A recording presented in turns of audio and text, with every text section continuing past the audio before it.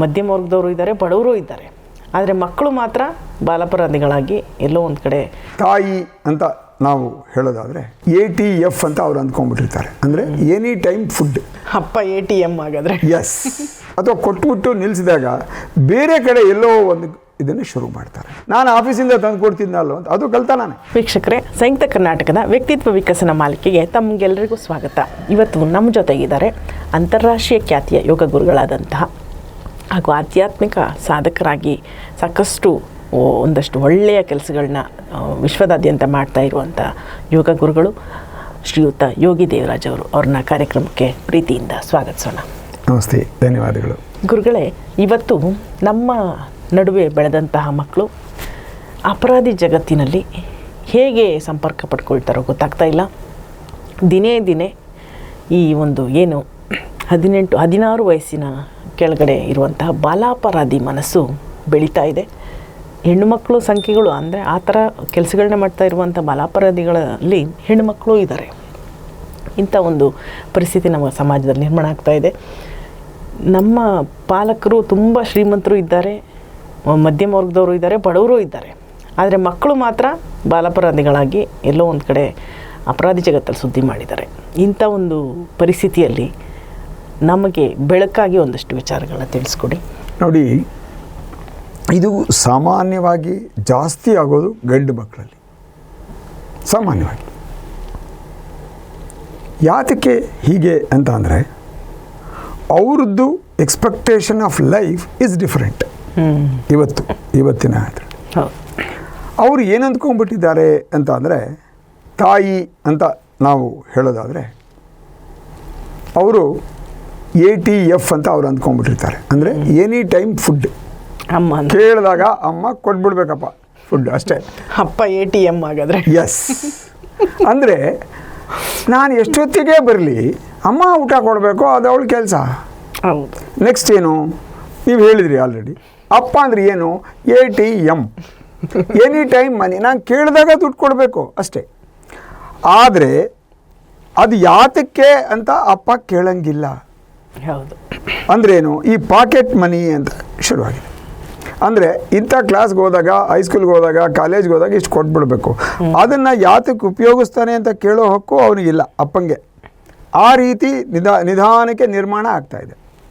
ಈಗ ಎಲ್ಲರಿಗೂ ಕೂಡ ಪಾಕೆಟ್ ಮನಿ ಕೊಡ್ಲಿಕ್ಕೆ ಆಗಲ್ಲ. ಅಪ್ಪಂದರಿಗೆ, ಅಮ್ಮಂದರಿಗೆ, ಯಾರಿಗಾರೇ ಆಗಲಿ ಕೊಡೋಕ್ಕಾಗಲ್ಲ.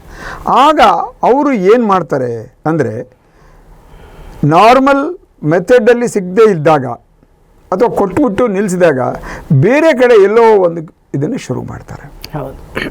ಶುರು ಮಾಡೋದು ಏನು, ಫಸ್ಟ್ ಥಿಂಗ್ ಎಲ್ರಿಗೂ ಕೂಡ ಆಸೆ ಬರೋದೇನು, ಕಷ್ಟಪಟ್ಟು ದುಡಿಬೇಕು ಅಂತ ಅಲ್ಲ, ಈಸಿ ಮನಿ ಅಂತ. ಖರ್ಚು ಮಾಡಿ ಮಜಾ ಶೋಕಿ ಮಾಡಬೇಕು. ಈಸಿ ಮನಿ ಎಲ್ಲಿ ಸಿಗುತ್ತೆ, ಹೆಂಗೆ ಸಿಗುತ್ತೆ ಯೋಚನೆ ಮಾಡ್ತಾರೆ. ಜೊತೆಗೆ ಅದಕ್ಕೆ ತಕ್ಕನಾಗಿ ಸಣ್ಣ ಸಣ್ಣದ ವಿಚಾರಗಳು ಕೂಡ ಈಗ ಹಾಗೇ ಬರ್ತಾ ಇದೆ. ಲೈಕ್ ಎಕ್ಸಾಂಪಲ್, ಮೊಬೈಲೇ ತಗೊಳ್ಳಿ. ಮೊಬೈಲ್ಗೆ ಇವತ್ತು ಕಡಿಮೆ ಅಂದರೆ ಎಷ್ಟಿದೆ ಹೇಳಿ? 15,000 ಕಮ್ಮಿ ಯಾವುದೂ ಇಲ್ಲ. ನೀವು ಬಡವರು ಶ್ರೀಮಂತರು ಬರೋದೇ ಇಲ್ಲ. ನೀವು ಮೊಬೈಲ್ ಅಂದ ತಕ್ಷಣವೇ 15,000 ಕೊಡಬೇಕು ಅಂತ ಆಯಿತು. ಸೊ ಆ 15,000 ರೂಪಾಯಿಂದ ವಸ್ತು ಹೇಗೆ ಯೂಸ್ ಮಾಡ್ತಾ ಇದ್ದೀವಿ ಯೋಚನೆ ಮಾಡಿ. ಎಲ್ಲೆಲ್ಲೋ ಮರಿತೀವಿ, ಏನೋ ಆಗ್ತದೆ. ಅದನ್ನು ಒಬ್ಬ ಯಾರ ಕೈಗಾರ ಸಿಕ್ತು ಅಂತಂದರೆ ಎಷ್ಟು ದುಡ್ಡು ಸಿಗ್ದಂಗೆ ಆಯಿತು. One way of easy money. ಆದರೆ ಅದನ್ನು ತೊಗೊಂಡಿದ್ದು ಕಳ್ತನ ಅನ್ನೋದನ್ನು ನಾವು ಹೇಳಿಕೊಟ್ಟಿಲ್ಲದೆ ಇರೋದ್ರಿಂದ ಸ್ಟಾರ್ಟಿಂಗಿಂದ ಅದು ಸಮಸ್ಯೆ ಆಗ್ತದೆ.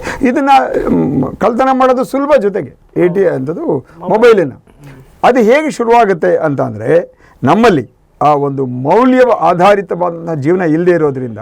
ಈಗ ನನ್ನ ಮಗ ಪ್ರೈಮರಿ ಸ್ಕೂಲಲ್ಲಿ ಇದ್ದಾಗ ಒಂದು ರಬ್ಬರು, ಪೆನ್ಸಿಲ್ಲೋ ಅವನು ಕಳ್ತನ ಮಾಡ್ಕೊಂಡು ಬಂದಾಗ ಅಥವಾ ಎಲ್ಲೋ ಸಿಕ್ಕಿದ್ದೀನಿ ಎತ್ಕೊಂಡ್ಬಂದ್ಬಿಟ್ಟಾಗ ನಾನು ಅವಾಗ ಏನು ಹೇಳ್ತೀನಿ, ಆ್ಯಕ್ಚುಲಿ ಒಂದು ತಮಾಷೆಗೆ ಹೇಳಬೇಕು ಅಂದರೆ, ಹೇಳಿದರೆ ನಾನು ನಮ್ಮ ಆಫೀಸಿಂದ ತಂದು ಕೊಡ್ತಿದ್ನಲ್ಲೋ, ಅದು ಕಳ್ತನಾನೆ. ಆದರೆ ಹಾಗೆ ಹೇಳೋದ್ರಿಂದ I am giving a wrong message. ಹೌದು. ಸೊ ಕಳ್ತನ ಮಾಡಬಾರ್ದು, ನಾಳೆ ಫಸ್ಟ್ ತೊಗೊಂಡೋಗಿ ಕೊಡೋ ತನಕ ನಿಮಗೆ ಶಿಕ್ಷೆ ಅಂತ ಆ ಥರ ಹೇಳಿದಾಗ ಅದು ವಾಪಸ್ ತೊಗೊಂಡೋಗಿ ಕೊಟ್ಬಿಟ್ರೆ ಅವಾಗೇನಾಗುತ್ತೆ, ಕಳ್ತನ ಮಾಡೋದನ್ನ ತಪ್ಪಿಸ್ದಾಗ ಆಗ್ತದೆ. ಒಂದು ಪಶ್ಚಾತ್ತಾಪನೂ ಆಗುತ್ತೆ ಆ ಮಗುಗೆ. ಆಮೇಲೆ ಅವತ್ತಿಂದ ಇದು ಮಾಡಬಾರ್ದು ಅನ್ನೋದು ಗೊತ್ತಾಗುತ್ತೆ. ಆದರೆ ನಾವೇನು ಮಾಡ್ತಿದ್ದೀವಿ ಇವತ್ತು, ವಿ ಅಕ್ಸೆಪ್ಟ್ ಇಟ್. ಪರವಾಗಿಲ್ಲ ಬಿಡು. ಅಥವಾ ನಾನು ಹೇಳಿದ್ನಲ್ಲ ಆವಾಗಲೇ ತಮಾಷೆಗೆ ಅಥವಾ ಸೀರಿಯಸ್ ಆಗೋ, ನಾನು ಆಫೀಸಿಂದ ತಂದು ಕೊಡ್ತಿದ್ನಲ್ಲೋ ಅಂತ, ಅದು ಕಳ್ತನಾನೆ. ಆದರೆ ಆ ಮಕ್ಕಳಿಗೆ ಗೊತ್ತಾಗೋದಿಲ್ಲ. ಸೊ ಕಳ್ಳತನವನ್ನು ನಾವು ಹೀಗೆ ಇಂಡೈರೆಕ್ಟಾಗಿ ಅವ್ರಿಗೆ ಕಳಿಸ್ತಾ ಇದ್ದೀವಿ ನಾವು. ಸೊ ಅದು ಒಂದು ಕಳ್ತನ. ಯಾಕೆ ಅಪರಾಧಗಳು ಮಾಡೋದಕ್ಕೆ ಯಾಕಂತಂದರೆ mobile easy to steal. So ಅಲ್ಲಿಂದ ಪ್ರಾರಂಭ ಆಗ್ತದೆ. ಸೊ ಇದನ್ನು ನಾನು ದಕ್ಕಿಸ್ಕೊಂಡ್ರೆ, ಅರಗಿಸ್ಕೊಂಡ್ರೆ next he will go for the next thing. ಜೊತೆಗೆ ಈಗ ಅಮೌಂಟು ಕೂಡ ಏನಾಗಿದೆ, ಬಹುಶಃ ನಿಮಗೂ ಗೊತ್ತಿರ್ತದೆ. ನಾನು ಫಸ್ಟು ಸ್ಟೇಟ್ ಬ್ಯಾಂಕ್ ಆಫ್ ಮೈಸೂರಲ್ಲಿ ನಾನು ಕೆಲಸಕ್ಕೆ ಸೇರಿಕೊಂಡಾಗ 445 ರೂಪಾಯಿ 60 ಪೈಸೆ ನನ್ನ ಸಂಬಳ 1975ನಲ್ಲಿ. ಓಕೆ. ಆಗ 200 ರೂಪಾಯಿ ನಾನು ಅದರಲ್ಲಿ ಖರ್ಚು ಮಾಡಿಕೊಂಡು ಒಂದು 200 ರೂಪಾಯಿ ಮನೆಗೆ ಕಳಿಸಿದೆ. That was a big thing. ಹೌದು.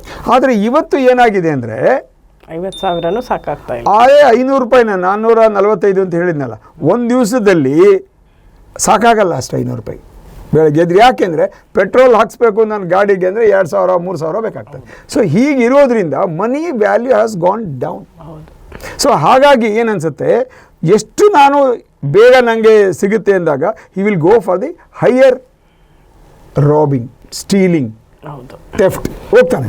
ಸೊ ಹೋದಾಗ ಏನಾಗಿದೆ, ಅಪರಾಧಗಳು. ಜೊತೆಗೆ ಒಂದ್ಸತಿ ಅಮೌಂಟು ಈಸಿಯಾಗಿ ಸಿಕ್ತು ಅಂದ್ಕೊಳ್ಳಿ, ಸಿಕ್ಕಿದಾಗ ಏನು ಪ್ರಾಬ್ಲಮ್ಮು, ಅದನ್ನು ಹೇಗೆ ಖರ್ಚು ಮಾಡಬೇಕು. ನೆಕ್ಸ್ಟು ಹುಡುಗಿ ಪಾರ್ಟಿಗಳು, ಕುಡಿಯೋದು, ಗಾಡಿ ಓಡಿಸೋದು. ಸೊ ಎಲ್ಲ ಅಪರಾಧಗಳಿಗೆ ಮೂಲ ಹಣ ಆಗಿಬಿಡುತ್ತೆ.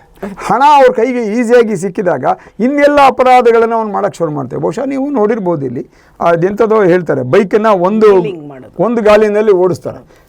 ಆ್ಯಕ್ಚುಲಿ ವೀಲಿಂಗ್ ಅದು ಒಂದು ರೋಡಲ್ಲಿ ಭಾಳ ಕಷ್ಟ. ಆ ಥರ ಮಾಡಬಾರ್ದು. ಯಾಕೆಂದರೆ ಯಾರದ್ದು ಏನೇನೋ ಸಮಸ್ಯೆಗಳಿರ್ತವೆ, ಆಂಬ್ಯುಲೆನ್ಸ್ ಬರ್ತಾ ಇರುತ್ತೆ ಅಂತ ಇವರು ರೋಡಲ್ಲಿ ಡ್ರೈವ್ ಮಾಡೋದ್ರಿಂದ ಅಟ್ಲೀಸ್ಟ್ ಏನಾಗ್ತದೆ, ಅಪರಾಧಗಳು ನೋಡಿ ಹೀಗೆ ಒಂದಕ್ಕಿಂತ ಅಪರಾಧಗಳು.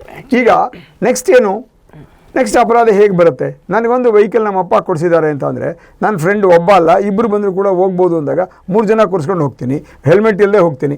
ಅಪರಾಧಗಳ ಸರಮಾಲೆಗೆ ನಾನು ಸಿಗಾಕೊಳ್ತಾ ಹೋಗ್ತೀನಿ, ಜೋಡಣೆ ಆಗ್ತಾ ಇದೆ. ಆ ಅಪರಾಧಗಳು ಜಾಸ್ತಿ ಆದಾಗ ಏನಾಗ್ತದೆ, ಅವರು ಜೈಲಿಗೆ ಹೋಗಬೇಕಾಗುತ್ತೆ. So that is what is happen. ಮತ್ತೊಂದು ಗುರುಗಳೇ, ಒಂದು ಕಳೆದ ತಿಂಗಳು ಒಂದು ಸುದ್ದಿ ಅಂದರೆ, ಮೊಮ್ಮಗನೇ ಮನೆಯಲ್ಲಿ ತಾತನ ಮನೆಗೆ ಬಂದು ಕಳ್ತನ ಮಾಡಿದ್ದಾನೆ. ಒಂದು ಅಷ್ಟು ಕಳ್ತನ ಮಾಡಿದ್ದು, ಕೊನೆಗೆ ಯಾರು ನೋಡಿದ್ರೆ ಮೊಮ್ಮಗನೇ. ಅದು ಒಂದು ಸುದ್ದಿ ಆಗೋಯ್ತು. ನಿಜವಾಗ್ಲೂ ಆಶ್ಚರ್ಯ ಆಗುತ್ತೆ. ಅಲ್ಲ, ಯಾಕೆಂದ್ರೆ ಇದೇ ಕಾರಣ. ಹೌದು. ಈಗ ಅವನಿಗೆ ATM ಆಗಬೇಕಪ್ಪ ಅಷ್ಟೇ. ಅಪ್ಪ ATM ಆಗಲಿಲ್ವಾ, next you will try only for easy ಮನಿಯಲ್ಲಿ ಅಜ್ಜನ ಮನೆಗೆ ಅಷ್ಟು ಕಂಟ್ರೋಲ್ ಇರಲ್ಲ. ಹೆಂಗಿದ್ರು ನಾನೇ ಸರಿ, ಎಲ್ಲೆಲ್ಲಿ ಏನೇನು ಇಟ್ಟಿರ್ತಾರೆ ಗೊತ್ತಿದೆ, I can go there. So easy money. ಅದಕ್ಕೆ ಏನಾಗ್ತದೆ ಇವತ್ತಿನ ಒಂದು ಜೊತೆಗೆ ಇನ್ನೂ ಒಂದು ಏನು ಅಂದರೆ, ಬಹಳ ಮುಖ್ಯವಾಗಿರೋ ವಿಚಾರ. ಬಹುಶಃ ನೀವು ಓದಬೇಕಾದ್ರೂ ಕೂಡ ಪ್ರೈಮರಿ ಸ್ಕೂಲಲ್ಲಿ ಮಾರಲ್ ಸ್ಟೋರೀಸ್ ಅಂತ ಹೇಳ್ತಾ ಇದ್ರು. ನೀತಿ ಕಥೆಗಳು, ಮಾರಲ್ ಸ್ಟೋರೀಸು, ಮಾರಲ್ ವ್ಯಾಲ್ಯೂಸ್ ಇರುವಂಥ ಸ್ಟೋರೀಸ್ನ ಹೇಳ್ತಾ ಇದ್ರು. ಇವತ್ತದು ಸಂಪೂರ್ಣವಾಗಿ ನಿಂತೋಗಿದೆ. ಅವಾಗ ಒಂದು ಪೀರಿಯಡ್ ಇರ್ತಿತ್ತು, ಹೇಳ್ತಿದ್ರು. ಅಂದರೆ ಈಗ ಯೋಗದಲ್ಲಿ ನಾವು ಅದೇ ಹೇಳ್ತೀವಿ, ಸತ್ಯ, ಅಹಿಂಸೆ, ಆಸ್ಥೇಯ, ಅಪರಿಗ್ರಹ, ಬ್ರಹ್ಮಚರ್ಯ ಅಂತ 5 ಯಮಗಳಿದೆ. ನಿಯಮದಲ್ಲಿ ಶೌಚ, ಸಂತೋಷ, ತಪಸ್, ಸ್ವಾಧ್ಯಾಯ, ಈಶ್ವರ ಪ್ರಣಿಧಾನ. ಇದಕ್ಕೆಲ್ಲದಕ್ಕೂ ಕೂಡ ನಾವು ಹೇಳ್ತಾ ಬಂದಾಗ ಮಕ್ಕಳಿಗೆ ನಾನು ಹೇಗಿರಬೇಕು ಹೇಗಿರಬಾರ್ದು ಅನ್ನೋ ಒಂದು ವಸ್ತುಸ್ಥಿತಿ ಕ್ಲೀನಾಗಿ ಗೊತ್ತಾಗ್ತಿತ್ತು. ಒಂದು ಬಾರ್ಡರ್ಸ್ ಇರ್ತಾ ಇತ್ತು. ಈಗೇನಾಗಿದೆ, ಬಾರ್ಡರ್ಲೆಸ್ ಲೈಫ್ ಆಗಿಬಿಟ್ಟಿದೆ. Expectations are too much. ಅದು ಏನಾಗ್ತಿದೆ, ಅವರನ್ನು ಅಪರಾಧಗಳನ್ನು ಮಾಡೋದಕ್ಕೆ ನಾವೇ ಪುಷ್ ಮಾಡ್ದಂಗೆ ಆಗ್ತಾ ಇದೆ ಸಮಾಜವೇ. ಹೌದು. ಒಂದಾದರೆ ಮೊಮ್ಮಗ ಮನೆಗೆ ಬಂದ ಅಂದರೆ ಆಕ್ಸೆಸ್ ಎಲ್ಲದೂ ಕೊಟ್ಬಿಟ್ಟು, ಅಕಸ್ಮಾತ್ ಈ ಥರ ಘಟನೆ ಬಂದರೆ ಎಲ್ಲೋ 1000 ದಾಖಲೆ ಆಗುತ್ತೆ ಅಷ್ಟೇ, ಅಡ್ಜಸ್ಟ್ ಮಾಡ್ಕೊಂಡ್ಬಿಡ್ತಾರೆ ಒಳಗೊಳಗೆ, ಕೊಡಲ್ಲ. ಕರೆಕ್ಟ್, ಹೌದು. ಸೊ ಹೀಗಾಗಿ ಅಪರಾಧಗಳಿಗೆ ನಮ್ಮ ಯುವಕರು ಬಲಿಯಾಗ್ತಾ ಇದ್ದಾರೆ. ಈ ಒಂದಷ್ಟು ಘಟನೆಗಳನ್ನ ವಿಮರ್ಶೆ ಮಾಡಿದ ಮೇಲೆ ಅನಿಸೋದು, ನಮ್ಮನ್ನೆರಡು ನಮ್ಮ ಮುಂದೆ ಹೆಂಗೆ ಬೀಳುತ್ತೋ ಹಾಗೆ ನಾವು ಮಾಡಿದ ಕೆಲಸಗಳು, ನಾವು ಮಾಡಿದ ಒಂದು ಪೋಷಣೆ ಅವ್ರನ್ನ ಆ ರೀತಿ ಒಂದು ಇದಕ್ಕೆ ನಕಾರಾತ್ಮಕದ ಪೋಷಣೆ ಏನಾಗಿದೆ ಆ ರೀತಿ ಮಾಡ್ತಾ ಇದೆ ಅನ್ನೋದು ಇಲ್ಲೋ ನಮಗೆ ಸ್ಪಷ್ಟವಾಗ್ತಾ ಇದೆ. ಬಹಳ ಅತ್ಯುತ್ತಮವಾದ ಸಲಹೆಗಳನ್ನ ಪಾಲಕರಿಗಾಗಿ ನಮ್ಮ ಗುರುಗಳು ವಿಚಾರ ವಿಮರ್ಶೆ ಮಾಡಿ ತಿಳಿಸ್ಕೊಟ್ಟಿದ್ದಾರೆ. ಬಹುಶಃ ಈಗ ವೀಕ್ಷಣೆ ಮಾಡ್ತಿರುವಂತಹ ಎಲ್ಲ ವೀಕ್ಷಕರು ಸಹ ಇದನ್ನು ಇನ್ನಷ್ಟು ಪಾಲಕರಿಗೆ ಹಂಚುವ ಮೂಲಕ ಒಂದಷ್ಟು ಒಳ್ಳೆಯ ವಿಚಾರಗಳನ್ನ ತಲುಪಿಸುವ ಕೆಲಸವನ್ನು ಮಾಡಲಿಕ್ಕೆ ಸಹಕರಿಸ್ತಾರೆ ಅಂತ ಭಾವಿಸುತ್ತಾ, ಸಂಯುಕ್ತ ಕರ್ನಾಟಕದ ವ್ಯಕ್ತಿತ್ವ ವಿಕಸನ ಮಾಲಿಕೆಯ ಇಂದಿನ ಸಂಚಿಕೆಯನ್ನು ಮುಕ್ತಾಯ ಮಾಡ್ತಾ ಇದ್ದೇವೆ. ಧನ್ಯವಾದಗಳು. ನಮಸ್ತೆ.